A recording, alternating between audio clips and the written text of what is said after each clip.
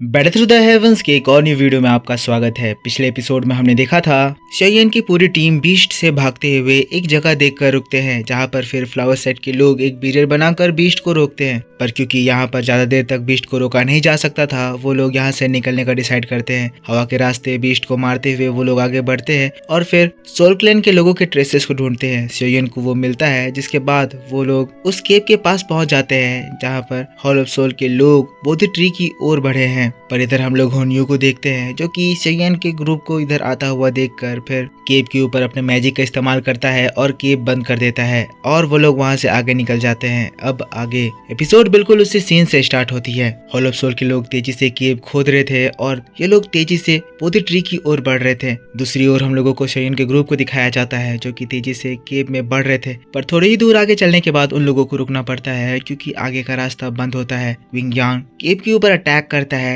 ताकि वो रास्ता बना पाए, पर पत्थर इतना ज्यादा स्ट्रॉन्ग था कि वो टूटता नहीं है। शेयन समझ जाता है कि ये उस होन्यू का किया धरा है। गुस्साते हुए होन्यू को कोसता है, पर यहाँ उनका बुराई करने का समय बिल्कुल भी नहीं था। इसीलिए सुनर तुरंत ही कहती है, शेयन हमें इस जगह को जल्दी से छोड़कर भागना होगा, क्योंकि बीस्ट टाइड बहुत जल्द यहाँ तक भी पहुँच जाएगी। विंग यांग कहता है, बीस्ट के यहाँ पर पहुँचने से पहले हम लोगों को इस जगह को ब्लास्ट करके जगह बनाना होगा। लेकिन तभी हम बीस्ट की आवाज सुनते हैं। पता चलता है बीस्ट बहुत ज्यादा नजदीक आ चुके हैं। अब ये चीज देखते ही फ्लावर सेट के लोग तुरंत ही फिर से आगे आते हैं और फिर एक बैरियर फॉर्म करते हैं। पर दोस्तों, ये बीस्ट इतने ज्यादा स्ट्रॉन्ग थे कि इस बार फ्लावर सेट का ये बैरियर काम नहीं आता है। बीस्ट उसको एक झटके में तोड़ देते हैं। अब ये देखकर तुरंत ही शेयन आगे आता है ताकि वो बीस्ट से फाइट करके उसे रोक सके। लेकिन अचानक से हम देखते हैं शेयन की स्टोरेज रिंग से वो जो बोधिसत्व सीड है वो बाहर निकलता है। बीस्ट जो इन लोगों की ओर आ रहे थे, सीड उनके सामने जाता है और फिर एक एनर्जी रिलीज करता है, जिससे उतने सारे बीस्ट एक झटके में एनर्जी के इम्पैक्ट में आते ही मारे जाते हैं। ये नजारा देखकर ये लोग एकदम दंग रह जाते हैं कि आखिरकार ये हुआ क्या। पर ये मिस्टीरियस चीज ऐसा क्यों बिहेव करी, इसके बारे में किसी को पता नहीं था। सभी लोग हैरान होकर सीट को देखते रह जाते हैं। सीन यहाँ से शिफ्ट होता है। हम लोगों को सोल क्लैन के साइड में दिखाया जाता है, जहाँ ये लोग तेजी से बोधि ट्री की ओर बढ़ रहे थे। केव से ये लोग बाहर निकल चुके थे। आगे की जगह धुंध से भरी हुई थी, जहाँ विजिबिलिटी ना के बराबर थी। 100 से 200 किलोमीटर और आगे चलने के बाद आखिरकार धुंध थोड़ा हटता है और तब उन लोगों को एक बहुत ही बड़ा सा पेड़ दिखाई देता है। जैसे ही ये लोग ये सुंदर पेड़ देखते हैं, सभी लोग मंत्र मुग्ध हो जाते हैं। सभी लोग बहुत ही ज्यादा खुश, क्योंकि उनके सामने द लेजेंडरी बोधि ट्री था। ये जगह अपने में ही बहुत ही ज्यादा मैजिकल लग रही थी। चारों ओर फ्लोटिंग रॉक्स थे। ऐसा लग रहा था जैसे इस जगह पर कोई फॉर्मेशन बना हुआ हो। बीच में बड़ा सा बोधि ट्री, जिसके सामने ये लोग एकदम चींटी की जैसे लग रहे थे। सभी लोग बोधि ट्री के पास जाकर खुश होकर बोधि ट्री को देखने लगते हैं, समझने लगते हैं कि आखिर ये क्या है, क्योंकि इस तरह का नजारा उन्होंने पहले कभी नहीं देखा था। लेकिन तभी अचानक से वो बोधि ट्री चमकने लगता है। उसके अंदर से गोल्डन रोशनी बाहर निकलने लगती है। ये लोग देखकर और भी ज्यादा खुश कि आखिर ये इतनी सुंदर चीज हो क्या रही है। और तब अचानक से उस रोशनी के बीच हम लोगों को 3 और एनर्जी दिखाई देती है। 3 एनर्जी बाहर निकलते ही तेजी से उनकी ओर आती है। हुनिया जैसे ये देखता है, तुरंत ही सभी को चिल्लाकर कहता है, पीछे हट जाओ। ये लोग घबराते हुए पीछे हटते हैं और जब अपने सामने देखते हैं तो 3 एलीट दाओशिंग लेवल के पर्सन को देखकर शॉक्ड रह जाते हैं। पर जो भी ये लोग थे, ये लोग जिंदा तो नहीं लग रहे थे। ऐसा लग रहा था जैसे ये लोग पपेट हैं। पर दोस्तों, इनकी एनर्जी ये कमाल की थी, क्योंकि ये एनर्जी दाओशिंग लेवल पर थी। जैसे ही इनमें से एक अपनी आंखों को उठाता है, इसकी आंखें चमक उठती है और जैसे ही लोग इसकी आंखों को देखते हैं, उस जगह पर एक बहुत ही खतरनाक प्रेशर जनरेट होता है। ये प्रेशर इतना ज्यादा स्ट्रॉन्ग था कि 1000 के पीक स्टार के लोग भी इस प्रेशर के सामने अपने घुटने पे आ जा रहे थे। हुन्यू चिल्लाता है, कहता है, ये तो बानसेंग लेवल के पपेट हैं। अब दोस्तों, बानसेंग है या दाओशिंग है, ये क्लियरली यहाँ पर बताया नहीं गया है, पर जो भी है, पपेट इतने ज्यादा स्ट्रॉन्ग देखकर इन लोगों के मुंह खुले के खुले रह गए थे। अब जब प्रेशर हटता है तो ये लोग तब राहत की सांस लेते हैं। हुनियो उन पपेट्स को देखता है, कहता है, मेरे सोल क्लैन के एंसेंट टेक्स्ट के अकॉर्डिंग एक बानसेंग लेवल के एंसेस्टर थे जो इस एंसेंट ट्री को लेकर डिसअपीयर हो गए थे। क्या वो बानसेंग एंसेस्टर यही है?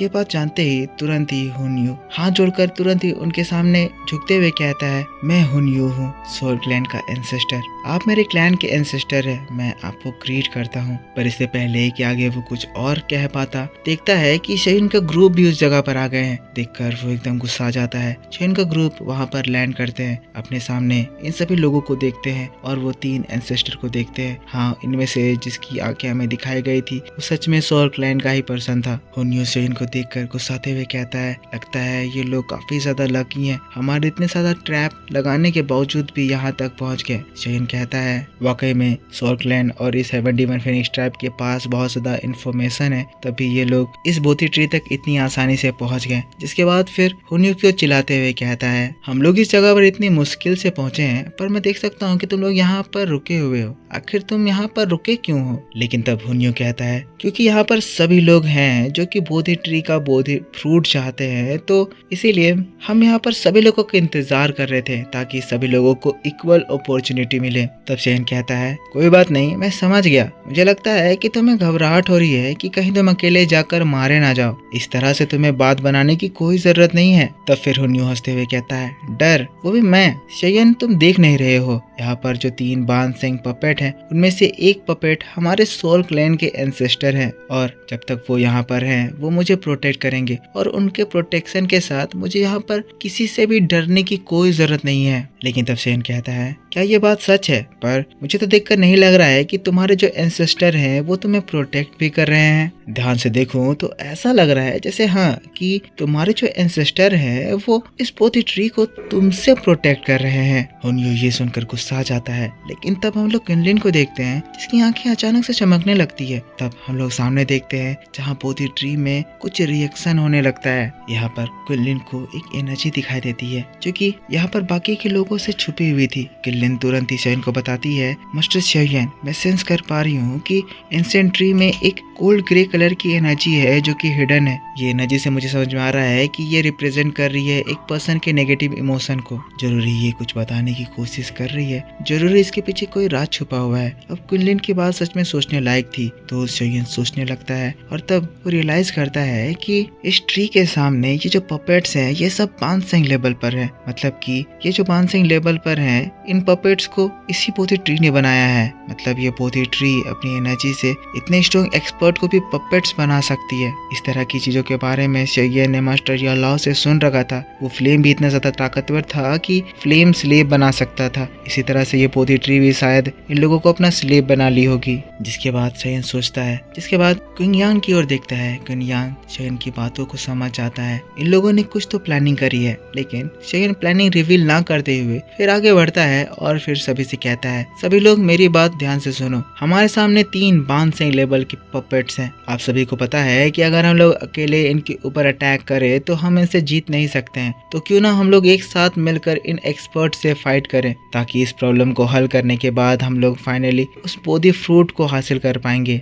अब शेयन की बात को सुनकर वो हुन्यू भी सोच में पड़ जाता है। कहने लगता है कि मेरे जो ये एंसेस्टर हैं उनके करंट स्टेट के बारे में मुझे नहीं पता, भले ही वो हमारे एंसेस्टर है, पर अभी उनका दिमाग कैसा है ये हम नहीं जानते हैं, इसीलिए हम आगे जाने का रिस्क नहीं उठा सकते हैं। हमें इस शेयन की बात माननी ही होगी, एक साथ मिलकर हमें इनसे फाइट करना ही होगा। जैसे ही हम लोग इस पपेट को हरा देंगे, जिसके बाद हम लोग कोई अपॉर्चुनिटी पाकर इस शेयन से भी डील कर लेंगे। जिसके बाद एकदम से अपना एक्सप्रेशन बदलता है और फिर मुस्कुराते हुए कहता है, ठीक है, अगर ब्रदर शेयन ऐसा सजेस्ट कर रहे हैं तो मैं आपके सजेशन को एक्सेप्ट करता हूँ। हम लोग एक साथ मिलकर पहले इस प्रॉब्लम को डील करेंगे। शेयन जिसके साथ मुस्कुराता है और फिर हेवन डीमन फिनिक्स ट्राइब से कहता है, तो बताओ हेवन डीमन फिनिक्स ट्राइब, तुम लोग क्या सोचते हो? अब इसके अलावा तो हेवन डीमन फिनिक्स ट्राइब के पास भी कोई ऑप्शन नहीं था, इसीलिए ये लोग भी एग्री कर जाते हैं। हुन्यू कहता है, ब्रदर शेयन, इस फाइट में मैं हमारे ओपोनेंट के तौर पर हमारे ही क्लैन के एंसेस्टर को चूज करना चाहता हूँ। ये बात सुनकर फिर हेवन डीमन फिनिक्स ट्राइब के लोग भी एक पपेट को डील करने के लिए चुन लेते हैं। तो फिर लास्टली जो तीसरा पपेट बच जाता है उस पपेट को शेयन को एक्सेप्ट करना पड़ता है। तब शेयन कहता है, तो हमारे रोल्स असाइन हो गए हैं, तो चलो इस मिशन को शुरू करते हैं। और इसी बात के साथ पैड थ्रू द हेवंस का ये वीडियो इस जगह पर खत्म हो जाता है। तो मेरे दोस्तों, आप मुझको बताना कि आपको ये एक्सप्लेनेशन कैसा लगा। खासी अभी भी छोटा नहीं है, इसी वजह से वर्ड्स थोड़े थोड़े इधर उधर पलट जा रहे हैं, काम चला लेना। आई होप आपको ये वीडियो पसंद आया होगा। पसंद आया है तो इसके ऊपर एक लाइक जरूर कर देना, कमेंट करके बताना कि वीडियो कैसा लगा। अगर आपने पिछला एपिसोड नहीं देखा है तो चैनल पर जाकर चेक करना, ऑलरेडी अपलोड कर दिया गया है। रही बात इसकी नेक्स्ट एपिसोड की, तो इसका नेक्स्ट एपिसोड आपके लिए कल शाम मेरे इसी चैनल पर अपलोड कर दिया जाएगा, पर तब जब आप इस वीडियो पर जमकर सपोर्ट दिखाओगे। तो दोस्तों ज़्यादा से ज़्यादा सपोर्ट करना, लाइक करना, कमेंट करके बताना कि वीडियो कैसा लगा। जैसा आप लोग चाहते थे मैं भी DTH की वीडियो 2 पार्ट्स में लेकर आ रहा हूँ और मैं कोशिश करूँगा कि और भी बहुत सारी सीरीज़ को मैं एक्सप्लेन कर दूँ। तो दोस्तों ऐसे सपोर्ट बनाए रखना। मिलता हूँ मैं आपसे नेक्स्ट वीडियो को लेकर। Take care, bye bye and thanks for watching.